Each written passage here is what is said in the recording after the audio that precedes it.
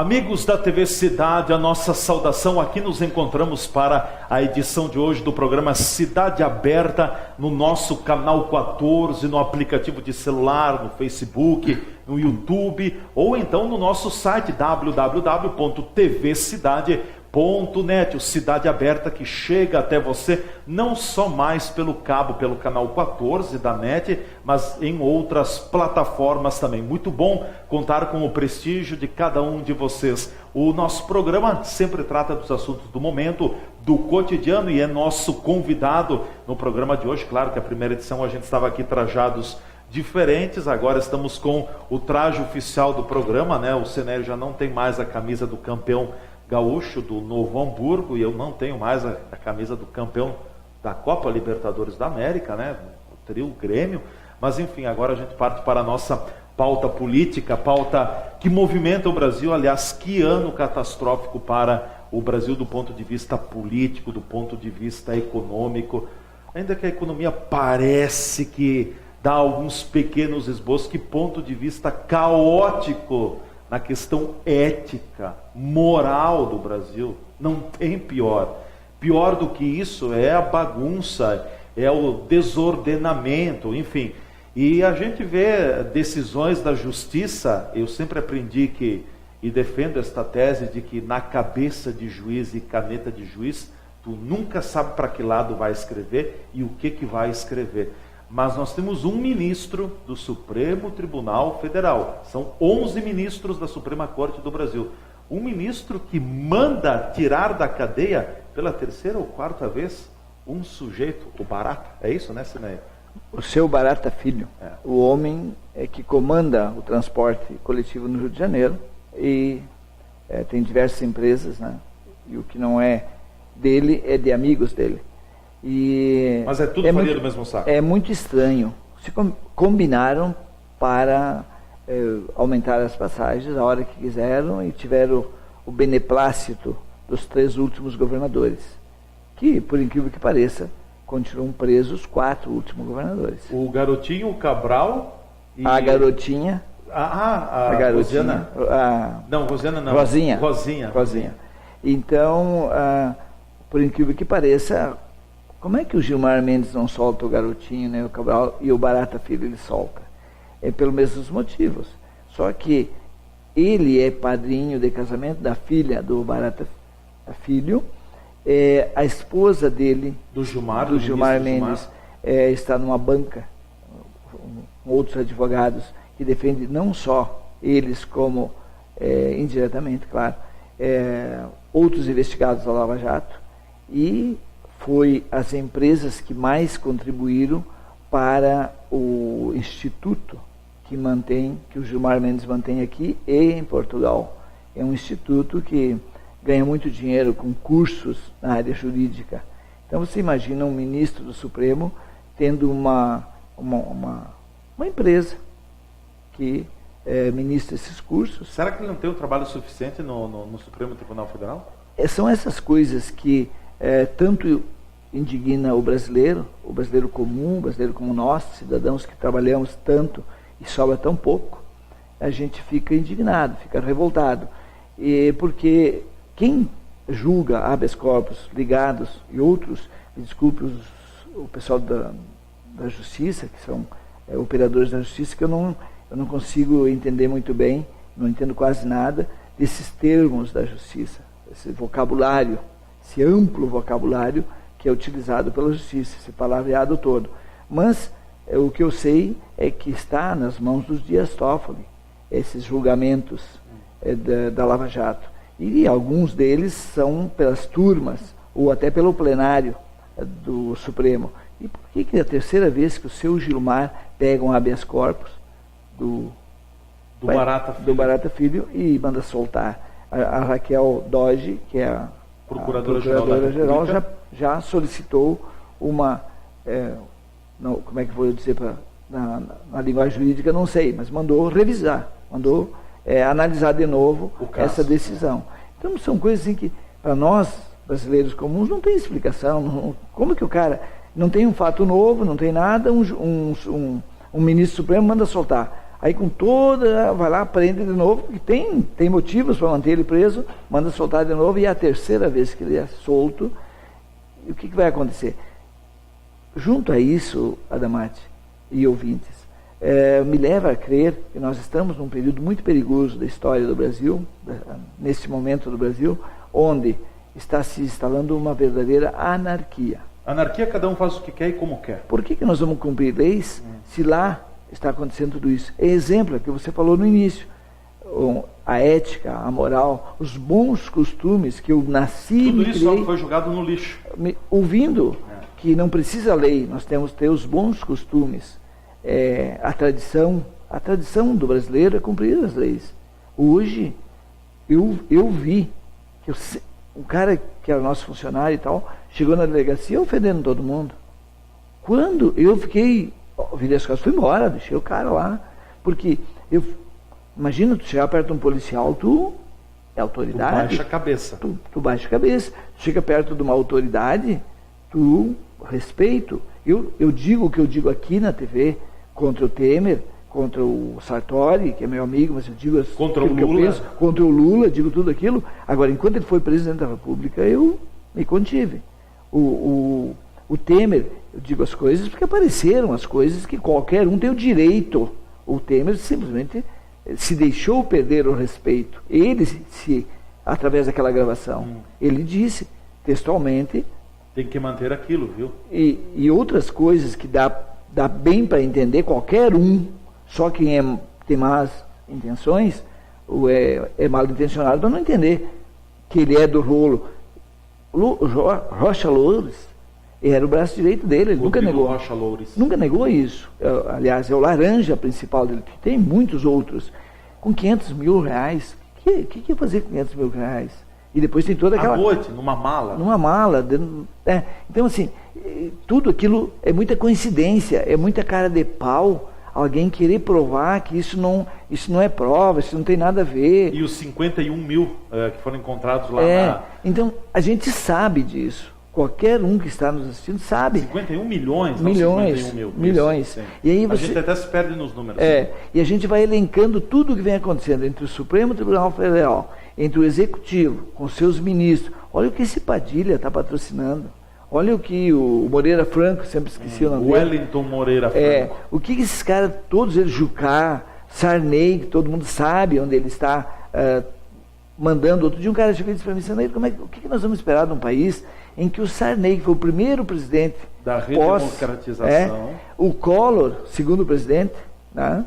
Depois veio o Itamar Franco, Fernando Henrique Cardoso, Fernando Henrique, Lula e Dilma. E mais um pedaço de Dilma. Se a gente olhar, agora Temer. Desses aí, quem não estaria preso? Apenas o Fernando Henrique? Porque eu não sei por que o PT não investigou as privatizações. Por que não investigou o 5º ano de mandato? Tá? O supermandato. O supermandato. Por que não investigou? Porque já ali fizeram um grande acordo. Então, agora a gente começa a encaixar... Eu não pego no teu rabo, tu não pega no meu. Não pisa no meu, eu não piso no teu. Então, assim, de todos os ex-presidentes, com certeza, Sarney estaria preso, se fosse num país de primeiro mundo. Sério? Com ordenamento jurídico perfeito, que todo mundo olhasse a parte legal e não o compadrio. O Sarney estaria preso, mas o Sarney não teria feito as bobagens que fez, e nem esses outros, se fosse um país diferente. Collor nem se fala. Nem se fala, Collor, o que é. E ainda é senador, da República. E aí vem agora o Lula, com tudo o que o Lula fez. E se não fez, porque o presidente vai passar para a história como o presidente. Qual é o lema do presidente? Eu não sabia de nada. Esse é o lema. Eu não sabia de nada, ou eu não sei de nada. Então, imagina... E o lema do Temer? O Temer? Não vou falar. O telespectador não merece. O Temer, vamos traduzir então. O Temer é o tipo do cara que sempre mamou nas tetas do governo desde o Sarney. Ele ficou presidente da Câmara, ele foi diversas vezes deputado federal, mas ele sempre esteve ligado a algum ministério. Porque não vamos esquecer, ele era o presidente da Câmara, ele não foi presidente do PMDB, mas ele era um dos caras, era um dos caciques, líder do governo, se não me engano, ele foi também. Sim. Tá? Ele era um dos caciques do PMDB. Ele, Jucá e Padilha, que depois entrou, e mais um, ele tem uns 10. ou 15 seguidores do Sarney e da cúpula do PMDB, que depois de vez em quando se dividiam. O PMDB, quando o Lula assumiu, era o partido dividido em diversas turmas. Só que o Lula foi muito inteligente. Ele uniu o PMDB. Como? Dando ministério para cada turma. 2 ministérios estatais que rendiam, diretorias na Petrobras. Loteou o país porque era a maior bancada, ele precisava dos votos. E aí se criou o mensalão. Além de tudo isso, se criou o mensalão. Todo mundo cobrava para votar. Aí depois, quando veio o petrolão, o mensalão passou a ser brincadeira, ninguém mais falou, fichinha, porque os valores foram melhores. E aí o Partido Progressista, que não é bobo, o Maluf chegou a ser o Maluf foi presidente do PP quanto tempo? E o Maluf disse, vamos entrar nessa, companheiro. Vamos, o dinheiro está aí, vamos entrar nessa. O PP entrou o PR, não sei o quê. Agora tem o presidente do PRB, deve ser? Sim. Eu sempre me confundo com o PSD também entrou, quer dizer, através do Kassab. Não, aqueles que têm uma bancada mais ou menos cooptaram. E aí o Lula também incentivou a questão de novos partidos, que é muito mais fácil. É muito mais fácil você pegar esses novos partidos, pequenos partidos, deputado aqui, outro ali, sai daqui, entra ali, agora vem para cá para o meu time, e conseguiu maioria sempre. E o Lula disse uma coisa que é a grande verdade. Em nome da governabilidade, nós temos que ter essas práticas. O Lula disse isso. E se o Lula não compra o Congresso, ele não governa, não faz todas as barbaridades que fez. Então, as barbaridades que o Lula fez, distribuir dinheiro para o mundo e construir obras no mundo com o nosso curto dinheirinho, ele teve o aval do Congresso. Não tem como o Congresso se esquivar. Não tem como os deputados dizer que não tem culpa. Claro que tem. Qual é a função do Congresso? Qual é a função? Não é fiscalizar e fiscalizar o Executivo? Então, e depois, logo em seguida, o Temer passa a ser vice da Dilma. É vice de um projeto de poder, junto com o Partido dos Trabalhadores. É um projeto de poder. Então, mas depois houve o desentendimento. Mas tu acredita em desentendimento? Eles só tiraram a Dilma porque ela não estava fazendo o que o time todo mandou ela fazer. Ela estava desobediente. Só isso. Não tem outra coisa. Da Dilma. E o Lula está junto com o Sarney, está junto com o Romero Jucá, está junto com todo mundo. Estão todos eles abraçados. Por que o Fernando Henrique veio e disse que o Lula teria que ser o próximo presidente? Será que tem algum sentido isso? Por que o ex-presidente Fernando Henrique falou isso? Porque ele também se sente protegido. Se o Lula for o próximo presidente, fica tudo como está. Como dizer, depois de todos os escândalos que vieram à tona, e olha, aqui nós podemos falar do PT, do PMDB, do PP, praticamente de todos os partidos políticos, como dizer, depois de tudo que veio à tona contra o ex-presidente Lula, ele ainda mantém essa densidade eleitoral expressiva, segundo as pesquisas de intenção de voto que estão sendo divulgadas com vistas às eleições do ano que vem. O Lula ainda continua assim, aquele negócio, está como o Grêmio. Na frente não enxerga nada atrás. Isso há controvérsias. Eu ouvi de uma pessoa bem informada que o Datafolha é do Lula. Eu não sei se acredito ou não. Como também não queria acreditar que as urnas são vulneráveis. Mas algumas coisas no nível do país, nós estamos aqui no cantinho do país, estamos aqui na rabeira da pátria. Nós temos uma certa dificuldade de saber tudo o que está acontecendo, e nunca vamos saber tudo o que está acontecendo. Dizem que o Datafolha está largando essas pesquisas, que há outros interesses em fazer isso. Eu recebi uma pesquisa, também não sei qual é o instituto, que o Bolsonaro está na frente com muito percentual na frente do Lula. Bastante largo em todo o Nordeste. Coisa que, e aliás, tem alguma coisa que me chama a atenção. Ou a turma do Lula anda cansada, ou a do Bolsonaro que está muito empolgada. Está com todo o gás. Porque eu vejo vídeos da recepção ao Bolsonaro bem mais calorosa do que a recepção ao Lula. E eu vi um vídeo agora, recentemente, o Lula muito abatido.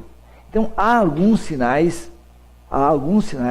de que, e até porque, vamos combinar, o TRF4 aqui, a turma já o Tribunal voto Regional 4ª aqui região, de Porto Alegre vai reformar ou não a condenação do Moro, e o voto do relator já está pronto. Vai ser quase um recorde.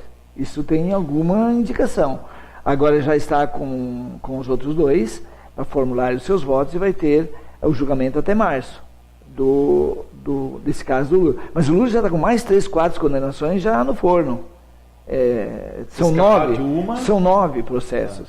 E tem provas, cada dia vindo mais provas. A gente assiste um vídeo com as provas, assiste um depoimento do Lula, tudo vem casando e ele não tem saída. Não é possível que o país... O Lula está num beco sem saída? Não tem mais saída. O Lula está num beco sem saída.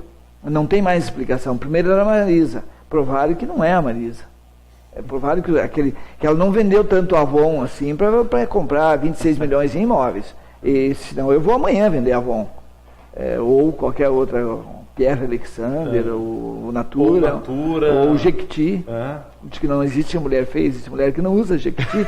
Então eu vou com esse slogan, eu vou para a rua vender Jequiti e vou comprar imóvel. Então veja que tem coisas assim que é risível. E os caras vêm com a maior cara de pau. Não, mas não tem prova contra o presidente Lula. O meu amigo Pepe Vargas, um cara inteligente, um médico, assume a presidência do PT e fica aí dizendo um monte de coisa que não tem nexo, não se sustentam. Bom, nós vamos ao nosso espaço de apoiadores. Em seguida a gente volta então com a parte final do programa Cidade Aberta de hoje, conversando com o empresário Senair Gomes da Silva aqui nos nossos estúdios. A gente volta já já.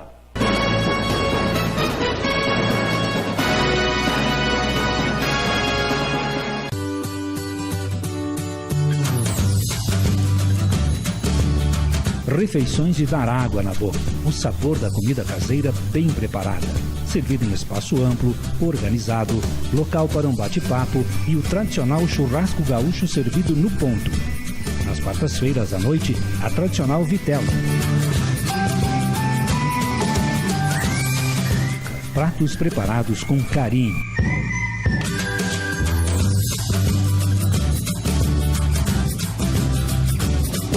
Grande variedade de sobremesas. Restaurante Stefenon, muito mais que um restaurante. Pista de danças, amplo local para festas, casamentos, formaturas e aniversários.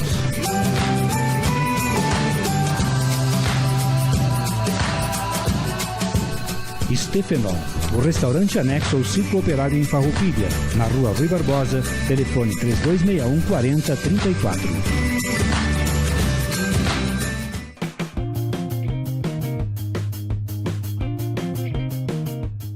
Olá, amigos da TV Cidade. Prazer estar aqui com vocês novamente. Meu nome é Joana Butelli, sou nutricionista. Estou encarregada de passar umas dicas para você sobre a nutrição. Hoje, a dica seria 5 cores no seu prato nas principais refeições. Como chegaremos nisso? Bem colorida, bem variada, de tudo que tiver de mais saudável e orgânico, sem muita química. Prestem atenção no que estão comendo, que garanto que não terá erro.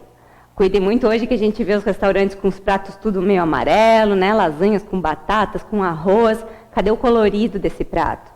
Então também não precisa botar tudo que acharem num buffet. Acredito que se vocês colocarem as 5 cores que estou solicitando, sejam verde, a cenoura que é laranja, o branco do arroz, a carninha que já é marrom, nisso tudo vocês vão ter um bom equilíbrio no que estão comendo, variando nutrientes, dando o que o corpo está precisando, e a gente com isso evita pegar aquela futilidade que está ali na hora do almoço ou do jantar.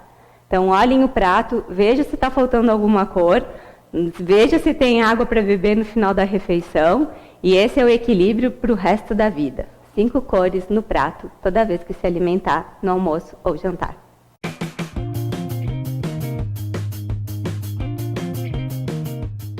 Zaga Farma em Farroupilha, com seus 2 endereços para melhor servir a sua clientela. Pena de Moraes 397. Teleentrega 3261-3726.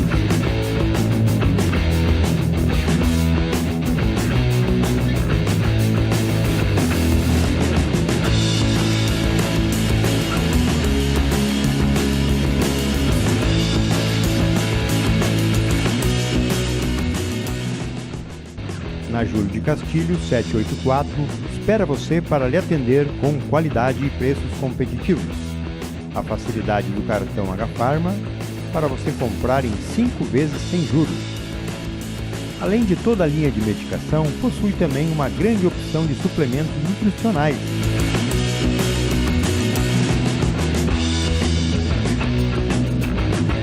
Na linha Kids possui os florais usados mundialmente como terapia complementar. H-Pharma, sinta-se bem, sinta-se em casa.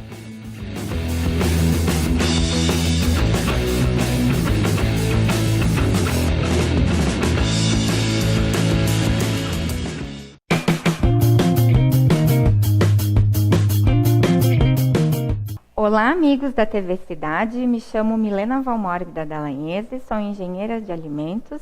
Estou aqui novamente dando dicas sobre alimentação segura. Os termos controle da qualidade, segurança alimentar e a implantação dos procedimentos de boas práticas estão sendo um assunto muito comentado nos últimos anos. Podemos acompanhar, através da mídia, diversas ações por parte dos órgãos fiscalizadores e um aumento de notícias ligadas à contaminação de alimentos, tanto no comércio varejista, pela presença de ratos, insetos e mau acondicionamento e manipulação dos alimentos, como em indústrias, por fraude em leites, queijos e carnes. Tais ocorrências fazem com que o consumidor fique ainda mais preocupado. Dessa forma, a presença de um profissional técnico capacitado, sendo ele engenheiro de alimentos, tecnólogo de alimentos ou nutricionista, atuando como supervisor no controle de qualidade, agrega de forma positiva e fundamental ao estabelecimento, que deve estar em constante aperfeiçoamento para a garantia da qualidade dos alimentos oferecidos ao consumidor e de seu crescimento no mercado.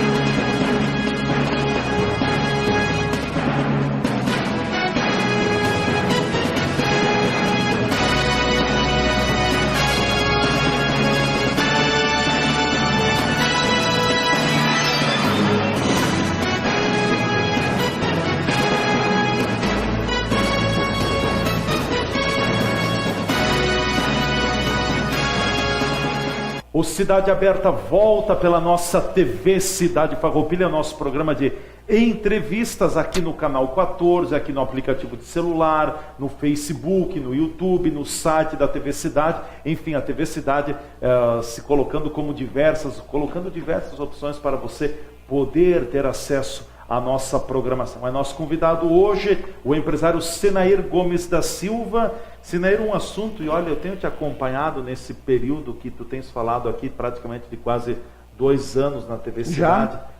Quase 2 anos. Te acompanhado muito nessa questão da tua revolta, da tua indignação com a legislação trabalhista. Veio uma reforma trabalhista, só que esta modernização das leis do trabalho parece que gera ainda muita controvérsia. Então, uns dizem que a CLT antiga virou a página, morreu e vale a que foi aprovada a modernização. Outros ainda dizem que a CLT antiga tem validade. Enfim, está uma bola de neve, não se sabe como está a situação. Mas o que chama a atenção é que tem juízes do trabalho que estão dizendo que não vão seguir a nova legislação trabalhista. Mas e agora? Vai ficar ainda com a velha? Então por que trocou? Vamos pelo começo. Quando veio a reforma trabalhista, não ouviram quem realmente interessa. A classe empresarial e a empregadora. O empregado e o empregador. Esse não foi ouvido. Eu falei isso com um sindicalista semana passada e ele disse, tu acertou em 100% o que tu falou. Não ouviram quem deveria ouvir, o empregador e o empregado.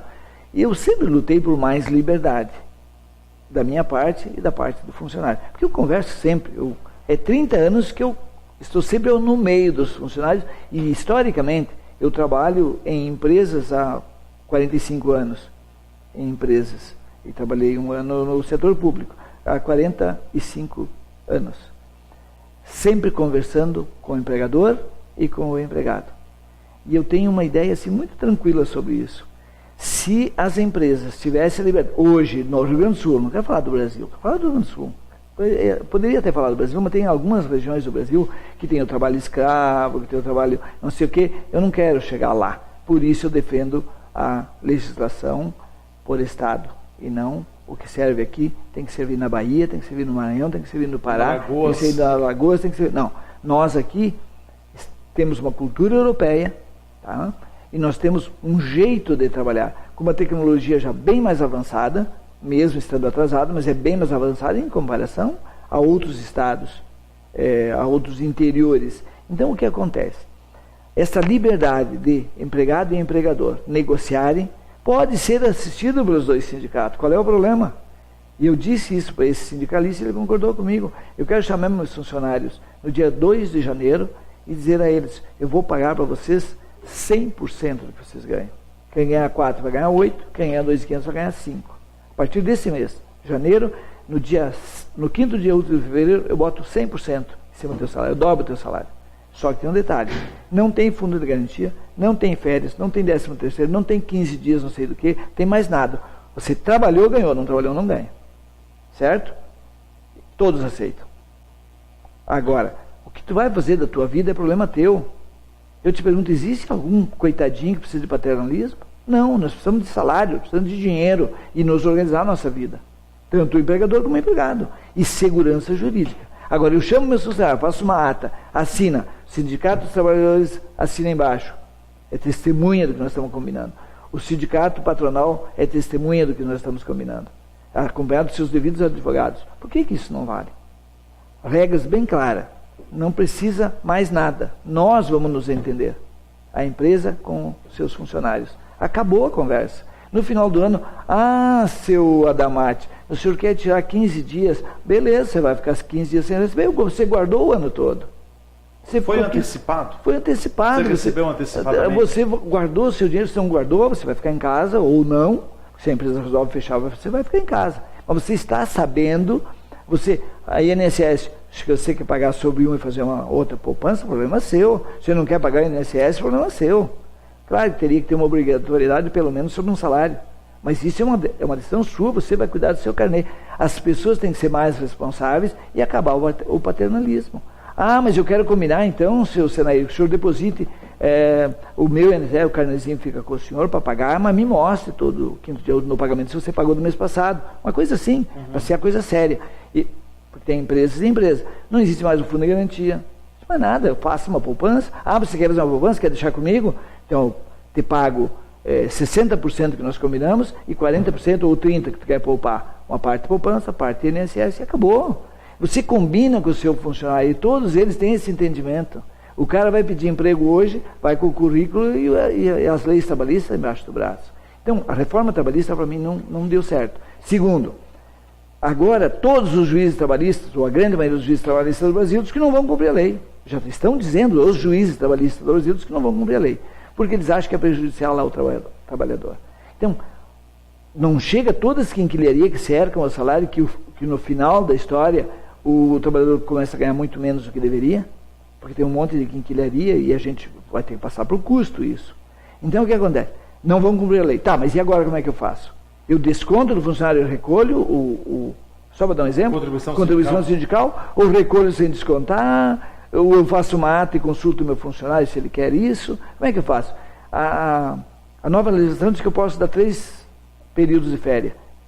10 mais 10, certo? Mas será que eu posso? Não, no mínimo 14 dias. E depois? Depois o resto pode ser. Um dos 3 períodos não pode ser inferior a 14. Ok? 15 dias. 15 dias. Que seja. Eu resolvi. O resto pode ser 5 e mais 5. E mais 5? Ok. Não, dá mais, né? Não. 5 e 10, por exemplo, né? Tudo bem, mas é parcelado. Sim. Tá. Eu já vou dar 20 dias agora. Vou dar 20 dias e depois vou ver o que vai acontecer. 20 é legal. De qualquer maneira, na lei não antiga. Veja a insegurança jurídica que nós estamos vivendo. A horário de almoço, eu posso meia hora mais cedo e saio mais hora mais cedo. Eu começo no horário de almoço meia hora antes, eu almoço dentro da empresa. Então por que eu não posso dar 45 minutos de almoço e sair meia hora mais cedo no final? Ou meia hora, vai para casa mais cedo. É legal? Se o juiz diz que não é legal, cai na justiça honesta. Mesmo que ele saiu mais cedo, como é que funciona isso? É ilegal? Eu não dei 1 hora de almoço, é ilegal. E aí, qual é a multa que eu recebo? Quer dizer, você percebeu? O grande problema do país é esse. As empresas que estão no mundo todo, os empresários do mundo todo que ouvem isso que os juízes estão falando, quem é que vem investir no Brasil? Quem vai criar emprego aqui? Quem vai botar o seu capital a correr risco aqui? E os empresários brasileiros estão, de uma forma geral, revoltados com isso tudo que está acontecendo. Um judiciário que não funciona, custa 1,3% do PIB nacional, tudo que nós produzimos, 1,3% vai para a justiça, uma justiça que não funciona, e quando nós precisamos da justiça, demandamos, pagamos muito caro. Experimenta entrar com um processo na justiça para você ver quanto custa. E você não tem garantia de nada. Porque um lá em cima decidiu uma coisa, aqui decide outra completamente diferente. Completamente diferente. Não tem um mínimo de padronização na justiça brasileira. A prova está essa aí, que agora ninguém vai obedecer essa lei. Mas existem decisões absurdas, que você não... Eu só te dou um exemplo. Nós entramos na justiça porque nós temos uma caminhonete que desde nova deu problema. Provamos que 8 vezes ela voltou lá e não foi resolvido. O advogado disse, é tranquilo, a lei do consumidor. Eles vão ter que corrigir a nota fiscal até agora. Dava 80 mil reais. Sabe o que o juiz de segunda instância disse? Não. Ou de primeira instância, seguiu a lei. Segunda instância disse o quê? Não. É a tabela FIP do ano passado, quando você entrou na justiça. 2015, quando... Os contraditórios. Os contraditórios, quer dizer, é a tabela FIP de quando você entrou na justiça ou é a nota fiscal de compra corrigida? Interpretação, no entanto, eu perdi 20 mil reais. 20 mil reais nessa questão. Beleza, tá bom, deixa assim. Só que eu disse, a empresa daqui para frente vai resolver tudo extrajudicial, fora da justiça. A partir de agora, tudo terá que ser resolvido fora da justiça. Porque nós gastamos 1,3% do PIB para ter esse tipo de justiça? Não me serve. Não me serve.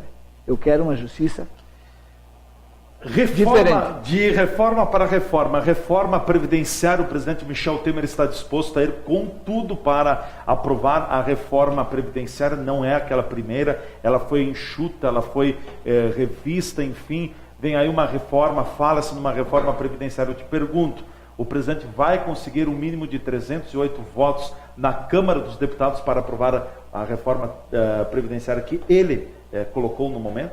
Ele quer melhorar o caixa do governo fazendo a reforma.